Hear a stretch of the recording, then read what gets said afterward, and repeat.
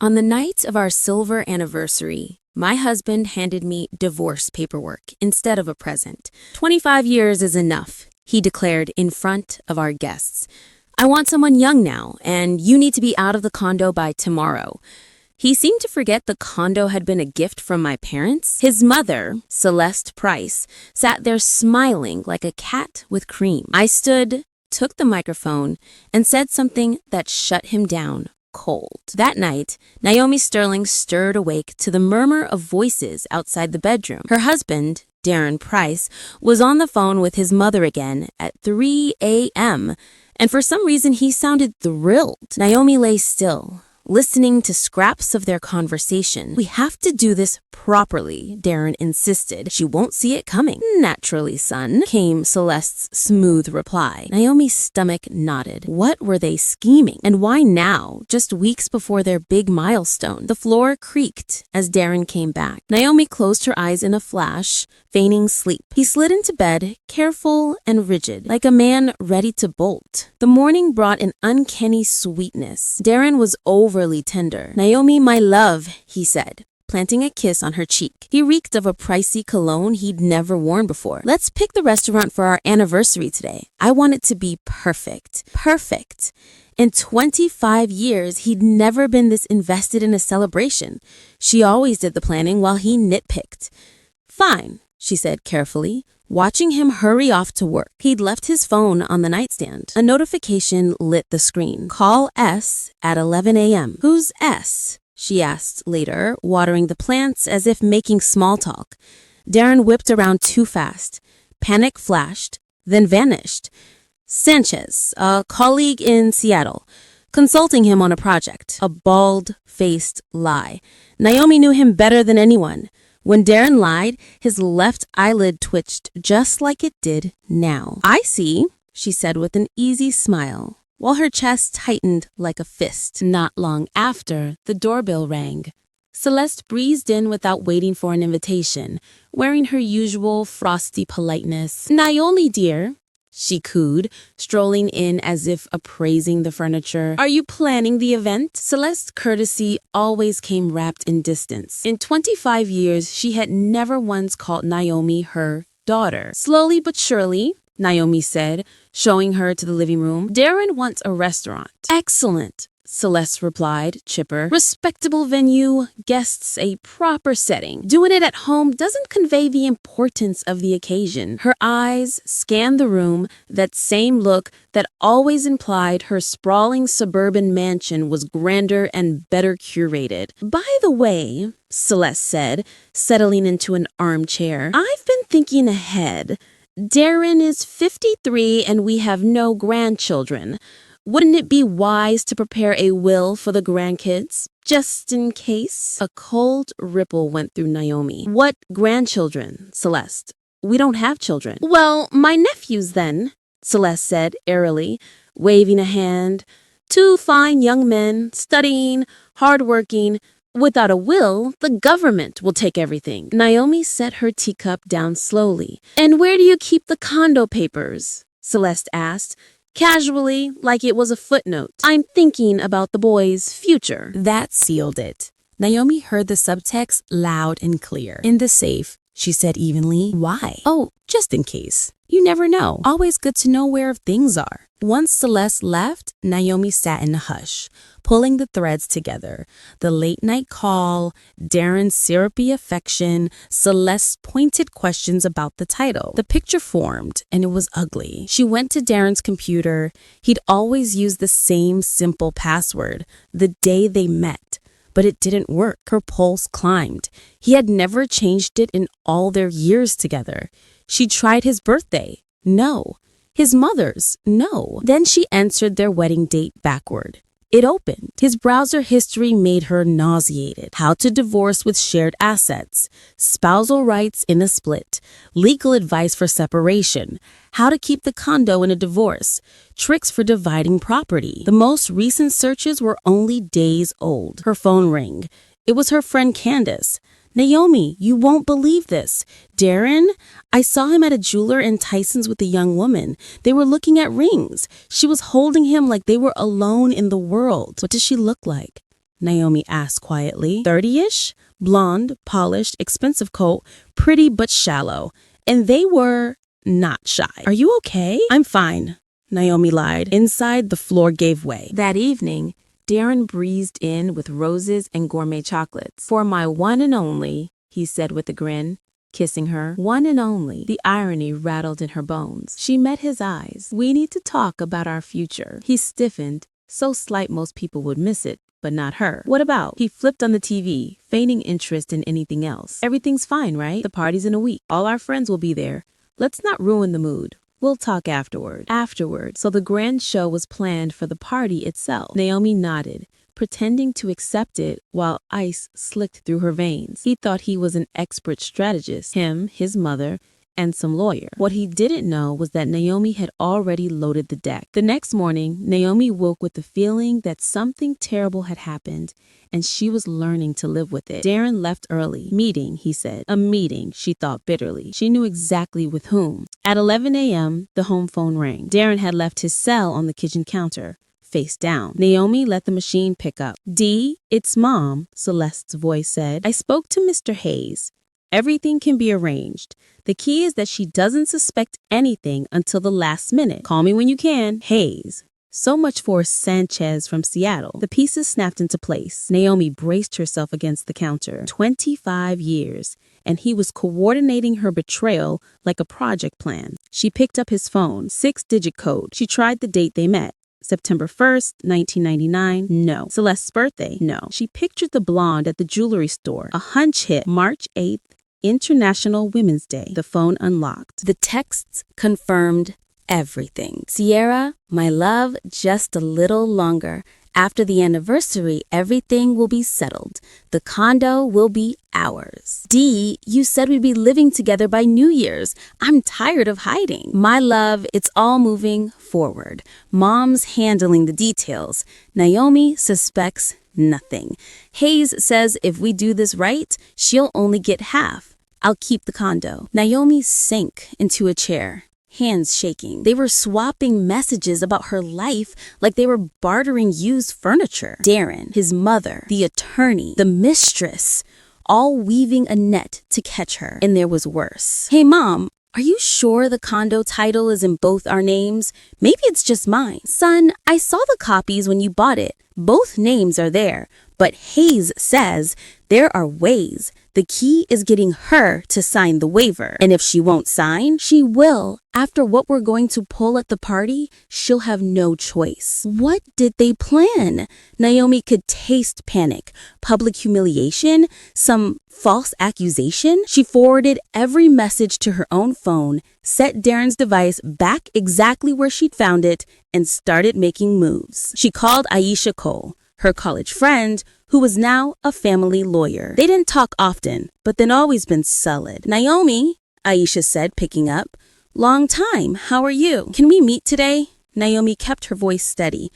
"I need a consultation. 6 o'clock, my office. I'll be here." Aisha's office, high up in the glass tower, felt safe. She hugged Naomi, then studied her face. "Sit. Tell me everything. Let's say a friend is in trouble," Naomi began. "Her husband is planning a divorce and setting a trap." Aisha arched the brow. "Is this friend you?" Naomi held a silence for a beat, then told her the whole story. Midnight calls, cryptic texts, Sierra, Celeste, the lawyer. Aisha listened closely, asking sharp questions. "Okay," she said at last. "This is serious, but you're not cornered.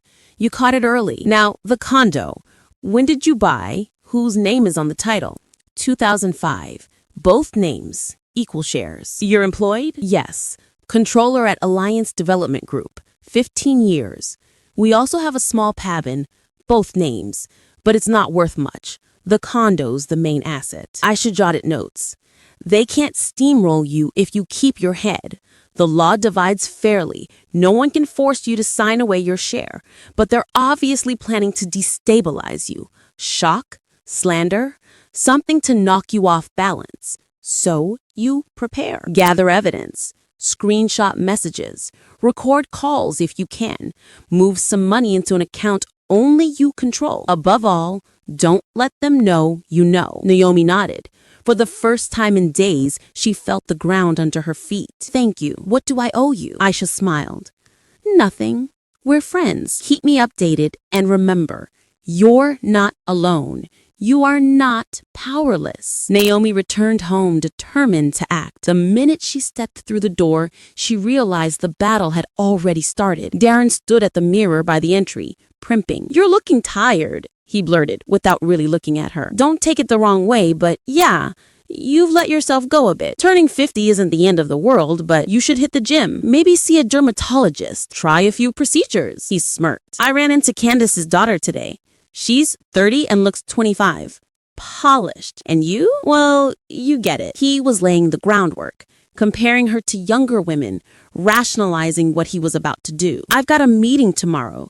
It's Saturday, but it'll take most of the day. A date with Sierra, obviously. And Sunday, I'm helping Mom set up her new smart TV. "That's fine," Naomi said, almost cheerful. That night, while Darren showered, Naomi combed through their joint accounts. In the past month, $30,000 had evaporated in the handful of withdrawals, gifts for Sierra, legal retainers, who knew what else. Her laugh came out cracked. He was financing her downfall with their shared money. But Naomi had a card no one knew about. A week earlier, a letter had arrived from a notary abroad. Her aunt Josephine, her father's older sister, had died in Germany without a spouse or children. She'd left everything to Naomi, her only niece, a Munich apartment valued at roughly $800,000, a bank account with about $570,000, and a high-end investment condo in Miami Beach, north of $3 million in total.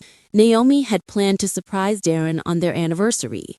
Now, that inheritance would be her lifeline. She opened her laptop and dove into researching how to claim the estate, move funds to her personal accounts, and put up legal walls between herself and the people treating her like a mark. On Monday, she set her plan in motion. First, she saw a different notary than the one handling her aunt's estate. Then she visited an old contact, Mr. Perry, the real estate attorney who had drafted their condo paperwork years ago. "Miss Sterling, my goodness, it's been ages. How's Mr. Price?" He greeted warmly. "I need your help," Naomi said, stepping into his office. "This must stay confidential." He nodded, face turning serious. "Take a seat. I'm listening. Do you remember our Georgetown condo on M Street? You did the title work back in 2005. "Of course. Excellent unit. Solid building." "I need to confirm who originally bought it, where the funds came from." Mr. Perry frowned, pulled an old file, and scanned. "Here we go. Unusual case. The purchase funds came directly from your parents' account, and the deed of gift lists you as sole recipient. Mr. Price was added 2 months later as your husband." Warmth rushed Naomi's chest. "So it's formally a premarital asset?" "Formally, yes. Your parents gifted it to you before his name ever appeared. In a divorce, that matters. He could argue for a share if he proves he financed substantial renovations." Naomi allowed herself the smallest smile. Darren never invested a dime.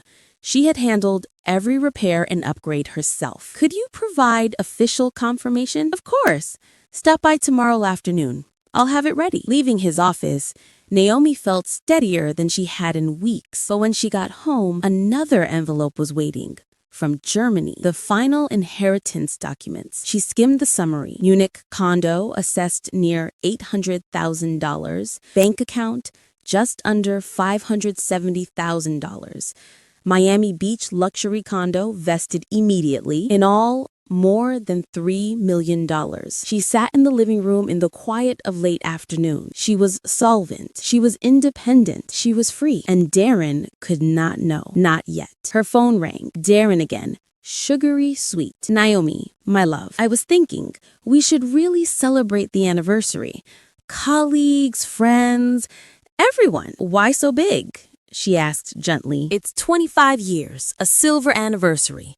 I want everyone to see what a perfect family we are. I reserved the Watergate Ballroom, 100 guests. 100 to watch him humiliate her. Isn't that expensive, Darren?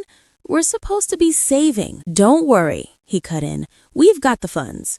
The point is the impression. We'll invite my boss, yours. Everyone needs to see how happy we are." What a performance, she thought. "Fine," Naomi said calmly. "Whatever you say." "Perfect. I've got a meeting with partners. Talk later." Partners. Right. That afternoon, Celeste showed up bearing a gift. "Naomi, dear," she sang, handing over an envelope. "This is from me." Inside was a card. "Hayes and Associates, Family Law, Divorce and Property." A handwritten note. "Free consultation anytime." The gall.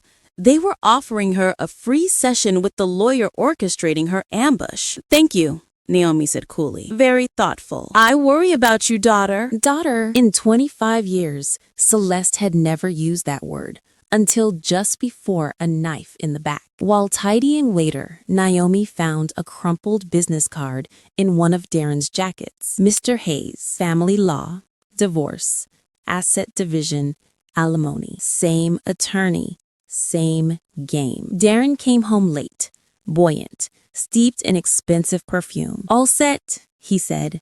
"Menu, guests, unforgettable." He was right. It would be unforgettable, just not how he imagined. "Dee, what cologne is that?" Naomi asked. "It's not yours." He hesitated. "Neighbor in the elevator. Strong perfume. It clung to my jacket." Lie after lie. "By the way," he added as he stared out the window, "I'm planning a special speech about our life, our future." "What plans?" she said softly. "You'll see. It's a surprise." Naomi barely slept that night. Around 2, she heard the low hum of his voice in the hall. She crept to the door and listened. "Mom, it's perfect," Darren said. "Restaurants booked, guests confirmed. After my toast, it'll all go down. She has no idea. She's still naive, still trusting, and if she won't sign, she will. After what I say, she'll have no choice. Hayes will meet her at the condo with the paperwork. Clean and fast. Sierra's in. She'll be there. My new assistant." "You're ruthless," Celeste murmured. "Not ruthless, practical," he answered.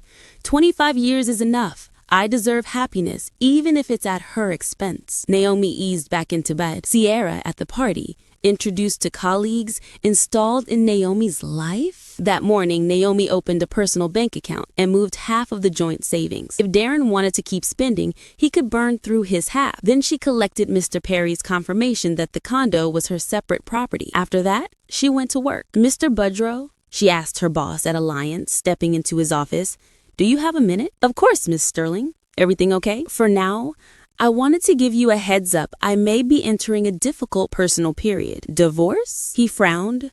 "Seriously? I thought you two were solid. I'm invited to your anniversary. That's why I'm telling you. If anything spills over, I hope I'll have your support.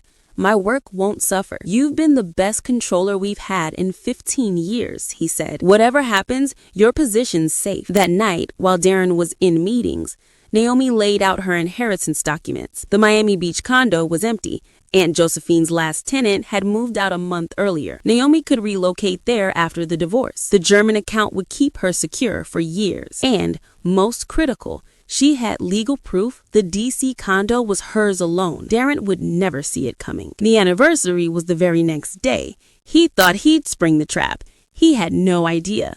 Thursday morning, Naomi went to the German consulate to formalize access to Aunt Josephine's accounts. The consul, a silver-bearded gentleman, checked everything twice. "All in order, Miss Sterling. Your aunt was meticulous. The bank accounts will be released within a week. The Miami property is already vested in your name. Here are the papers. You may dispose of it as you wish." Naomi slipped the documents into her bag. She now owned 3 homes, had over $1 million in cash, and, most valuable of all, absolute freedom. That afternoon, she opened a Euro account to prepare for the transfer. The young banker glanced at the figures and blinked. "You did very well with your inheritance." "Yes," Naomi said, smiling. "My aunt was extraordinary." Leaving the bank, she felt lighter than air. For the first time in years, she wasn't afraid of Darren's plans. They weren't her problem anymore. Still, what she saw outside the Watergate managed to sting. She had gone to check the arrangements. By the entrance, a young blonde in an expensive coat chatted on her phone. "Dee, baby, it's incredible. The ballroom is massive. The decor is divine. You said we'd live in a huge condo soon. I can already picture the parties." Sierra, only a few feet away, pretty, 30-ish, immaculate nails, sleek hair, killer figure, and eyes like ice chips, empty and calculating. I know tomorrow will be hard, but after your speech, she'll understand. And I'll be there as your new assistant. So romantic, right? Romantic. Publicly shaming your wife? Naomi stepped closer. Excuse me, do you know where the manager is? Sierra turned, gave Naomi a head-to-toe once-over, and said coolly, no idea. I don't work here. Into the phone. D, some lady's asking me things. Naomi smiled to herself. Tomorrow, this lady would bring the house down. Inside, the manager, a warm, round woman, greeted her. You're here about tomorrow's anniversary? Mr. Price has paid for everything. Ballroom for 100 guests, full banquet, live band. How much was the total? $45,000. $45,000 of their savings to stage her ruin. Could I see the room? Of course. It was pure luxury. Soaring ceilings, crystal chandeliers, pristine white linens, mirrors that would amplify every reaction. Where will the toast mic be? Naomi asked. Right here, the manager pointed to the center. Mr. Price insisted everyone hear him. At home, Darren paced with a sheet of paper in hand. Naomi, he said, shoving it away, where were you? At the venue. It's impressive. $45,000 for one night? Impressions matter, he scoffed. Don't focus on cost. Celeste arrived later, buzzing with excitement. D, son, ready? Did you practice your speech? Of course, Mom. It'll be perfect. She patted his shoulder. Everyone will see you made the right choice. Naomi watched from the kitchen, anger simmering. What if she causes a scene? Darren asked. She won't, Celeste said, certain. Not with so many people watching. She's refined. You'll settle up at home. Hayes has the papers ready. After your speech, she won't refuse. Naomi slipped into the bedroom and pulled her own folder. Proof the condo was her premarital property, the inheritance documents, the new bank statement. Tomorrow, those papers would redraw the map. Later, with Celeste gone, Darren shut himself in his study to rehearse. Naomi pressed her ear to the door. Dear friends, today is special. 25 years ago, I made a choice that seemed right, but people evolve. Sometimes you need courage to admit mistakes. 25 years. A mistake. I thank Naomi for these years, but honesty demands I speak the truth. We're different people with different values, different plans. Naomi went back to the bedroom. Sleep didn't come. In the morning, Darren was giddy, tightening his tie. Naomi, great day today. Yes, our anniversary. Not just that. He grinned oddly. Tomorrow, everything changes. For both of us. Completely. She asked. You'll see. You'll be surprised. D, did you ever really love me? Honestly. He froze. Tie slack. Strange question. Why today? Curious. Of course I loved you, he said, avoiding her gaze. And I still do. In my own way. In his own way. Like a man fond of a well-used chair. I understand, Naomi said quietly. He spent the day calling the venue, fine-tuning the guest list, issuing orders. By evening, he was vibrating with nerves.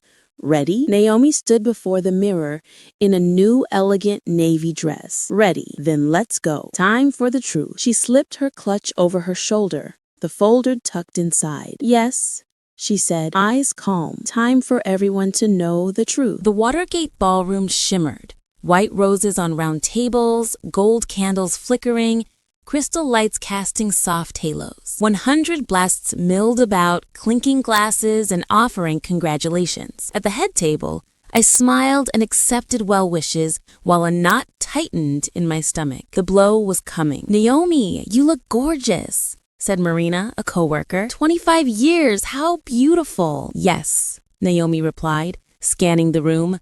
Unexpected too, all of it. By the back wall stood a poised blonde in an expensive dress, Sierra, introduced as Darren's new marketing assistant. She laughed lightly with a cluster of colleagues, acting as if she belonged. Mr. Price, congratulations, said Michael Boudreaux, Darren's CEO, shaking his hand. It's rare to see such a steady marriage. Thank you, Mr. Boudreaux, Darren said, gleaming. Tonight is very special. I even prepared a speech. Naomi's mouth went dry. Celeste floated from table to table, accepting compliments for her wonderful son and exemplary daughter-in-law, her eyes glistening with triumph. In the far corner sat a man in a dark suit Naomi recognized from his headshot.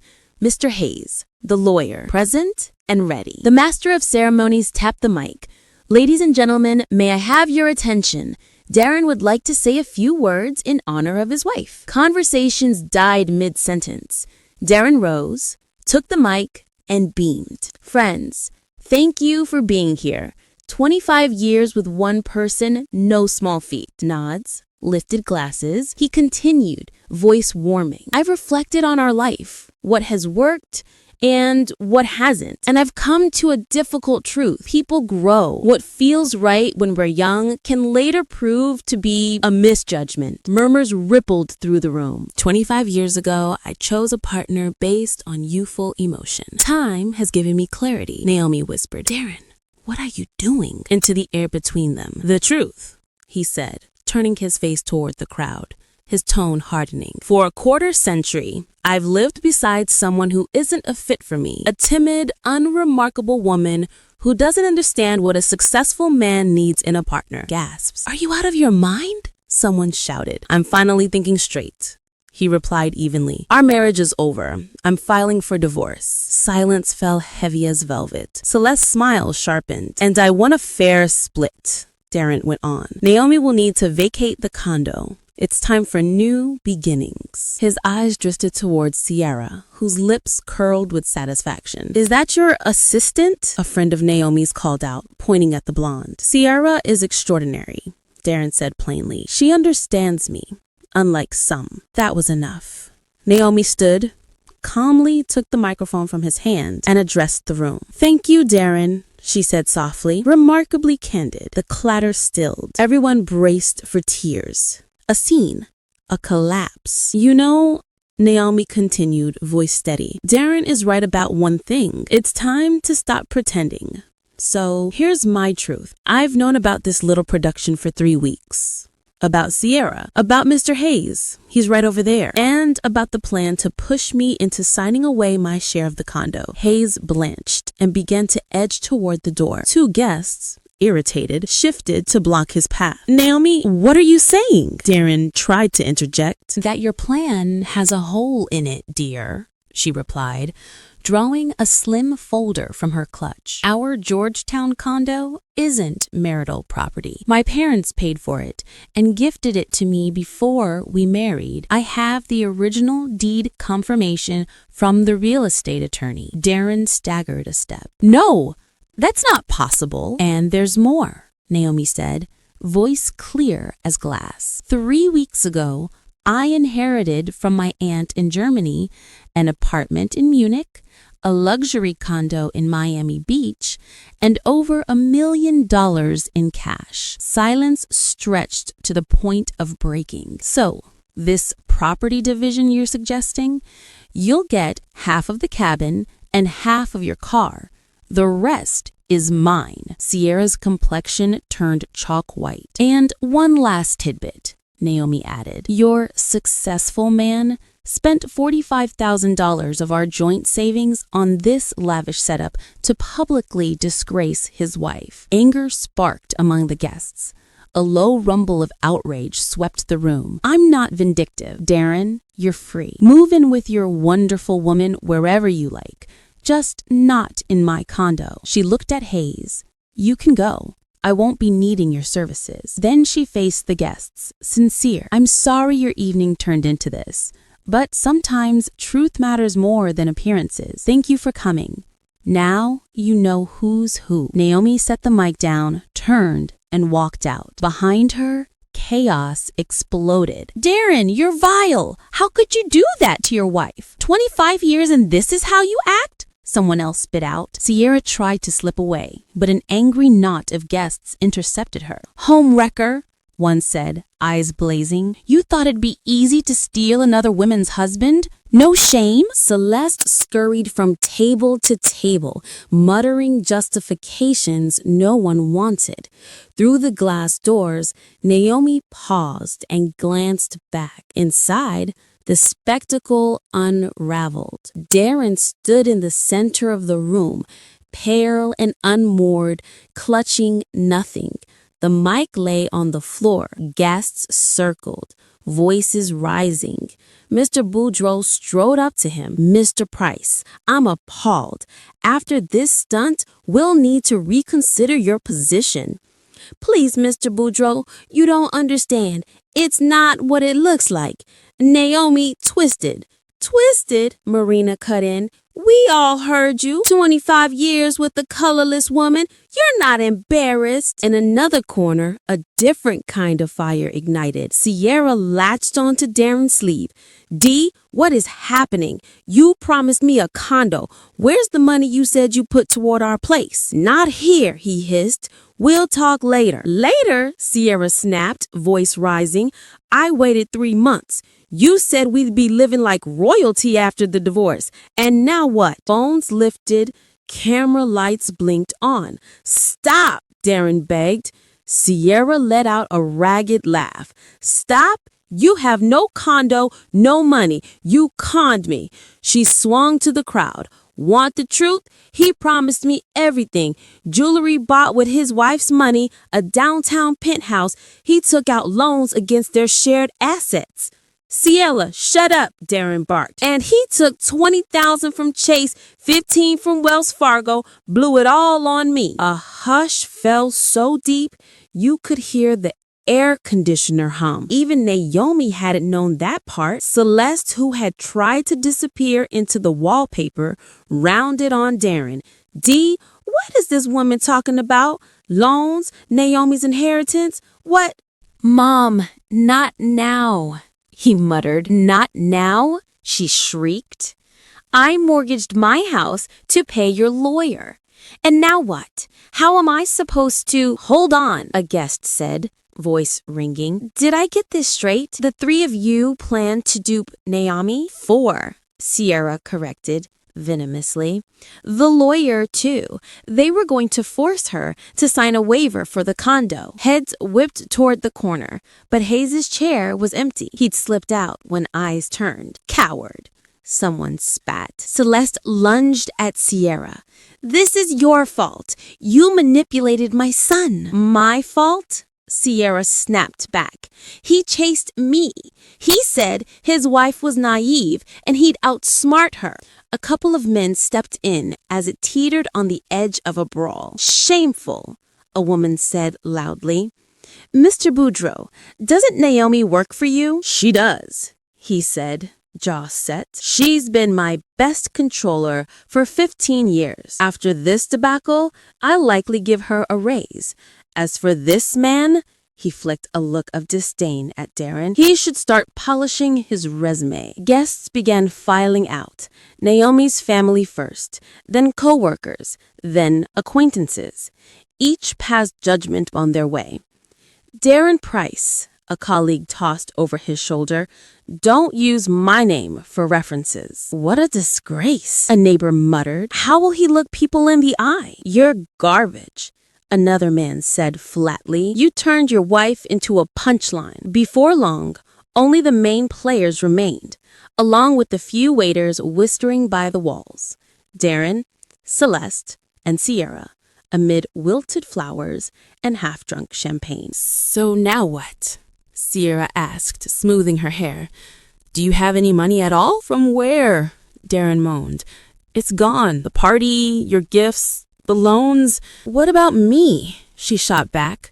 I left my boyfriend for you. I don't know, he repeated, hollow. I don't know. Celeste sat hard, face in her hands. And what am I supposed to tell Hayes? He charges for every call. I even leveraged my house. Mom, Darren pleaded, moving toward her. We'll figure it out. Figure it out? She lifted her head, eyes red. In my 70s? I lose my home because of your stupidity? Sierra stood, grabbed her purse. You know what? I'm done. The two of you are hopeless. Dee, don't contact me again. And the money you owe me from the last 3 months? Keep it. Consider it payment for this masterclass in foolishness. She paused at the doorway and glanced back. Your wife is a force. Shame I only met the real her today. That's the kind of woman people should respect. Her heels clicked sharply as she left. Darren and Celeste remained alone in the wreckage. Dee, Celeste said faintly, maybe it isn't too late. Maybe we can go to Naomi and ask for forgiveness. Darren shook his head. Too late, Mom. You saw her face. Then what will we do? He stared at the toppled centerpieces. I don't know, he whispered. I honestly don't know. Outside, Naomi slid into a taxi and watched the city glow. In her purse lay 3 property titles and a bank statement with more than $1 million. The driver, an older man, peered at her in the mirror. Beautiful night, huh? Yes, Naomi said, smiling. A beautiful night. Some nights change everything. They do, she agreed. Everything. 3 months later, Naomi sat in a family courtroom and watched the man she'd lived beside for a quarter century look a decade older. Darren's hair was grayer, his face drawn, his suit off the rack instead of custom tailored. The judge, an older woman with glasses perched low on her nose, paged through the file with practiced care. All right, the judge said at last. The court finds as follows. The condominium on M Street in Georgetown constitutes the separate premarital property of Mrs. Naomi Sterling and is not subject to equitable distribution. Darren jolted upright, panic flickering across his eyes. His attorney, no longer Hayes, but a young public defender, lifted his hands helplessly. The vacation cabin is marital property and will be divided equally. The same applies to the Lexus ES300. Your Honor, Darren's lawyer protested, rising. My client uses that vehicle primarily for work. Denied, the judge replied crisply. The record shows the car was purchased with joint funds. Naomi remained silent. Beside her, Aisha gave her a small, satisfied nod. Everything was landing where it should. In addition, the judge said, the court notes Mr. Price concealed several debts, a $20,000 loan with Chase Bank, a $15,000 loan with Wells Fargo, and an $8,000 short-term loan, totaling $43,000. Those were personal obligations, the young attorney interjected. Under Family Code Section 39, debts incurred during the marriage are generally joint. However, as these funds did not benefit the household, but rather the petitioner's separate pursuits, Mr. Price will bear sole responsibility for repayment. What little color was left in Darren's face drained out. $43,000, his alone. This court hereby dissolves the marriage of Darren Price and Naomi Sterling, the judge concluded. Respondent retains the Georgetown condominium and all accounts titled in her name. Petitioner retains half the cabin's value and half the value of the vehicle. No spousal support is awarded as there are no minor children. The gavel fell, clean and final. On the courthouse steps, Darren called out, Naomi, wait. She turned slowly. He clutched the thin folder like it might float away. I'm sorry, he said, voice low. I was selfish. You didn't deserve what I did. Naomi studied his face. Was it true remorse or just a plea for absolution? Darren, she said evenly, I'm not angry. We're simply not the same. You look for shortcuts at other people's expense. I fight for what belongs to me. Can we still be friends? He asked, tentative, almost hopeful. No, she answered gently, but firmly. It's better we each move on. She walked to her car, an elegant new Audi paid for from her inheritance, and drove off. Life kept moving, and people reaped what they'd sown. A month later, Darren lost his job. The video from the anniversary had exploded online. I can't keep someone on my leadership team who staged a public debacle, his CEO told him on that final day. You may be competent, but your reputation is a liability. Finding new work proved impossible. Everyone recognized him. The clip trended with a biting hashtag. Hashtag Silver Anniversary Traitor. Recruiters ghosted. Interviews vanished. In the end, he started driving a cab, an old Toyota Camry he had to buy back from Naomi for half its value, $15,000. He moved into his mother's small one-bedroom on the city's edge. Celeste, forced to sell her townhouse to cover her own debts, now stared at peeling paint and sighed. Dee, she would say at night, surveying the cracked ceiling. If only you'd listened. If only you'd never tangled yourself with that Sierra. It's too late, Mum, Darren would answer, counting out cash tips. Too late for what-ifs. Sierra, meanwhile, landed on her feet, perhaps better than before. 2 months after the fiasco, she married a 50-year-old restaurateur who owned a small chain. Wealthy, not exactly shrewd, and utterly smitten. Her wedding photos glittered with towering bouquets and gleaming jewelry. The caption read, "Found my real forever. Hashtag blessed. Hashtag new beginnings." Darren scrolled through the images and gave a bitter half smile. Sierra got what she'd wanted, a rich husband. Just not him. Naomi's life took on a new shape entirely. She moved into her late aunt's investment condo in Miami Beach. A bright, airy space with sweeping ocean views, a haven carved from sunlight and salt air. She realized she no longer wanted to be an accountant. With her inheritance, she launched a small publishing house devoted to translations of European literature, the dream she'd tucked away for years. When she handed in her resignation, Mr. Boudreau tried to persuade her to stay. "Miss Sterling, we'd hate to lose you. Are you sure?" "Thank you," she said with a warm smile. "But I found what I truly love. Books are where I belong." He nodded, then added, "After everything that happened, a lot of the women here look up to you. It matters, knowing how to stand your ground." One evening, Aisha visited. They sat on the balcony with tea, the city glittering below. "So," Aisha asked, eyes curious, "does it feel like revenge?" Naomi considered. "No," she said at last. "It feels like exhaling. I didn't retaliate. I protected myself. Truth has a way of winning even if it takes its time." "Do you regret the 25 years?" Aisha ventured. Naomi shook her head. "They taught me something priceless.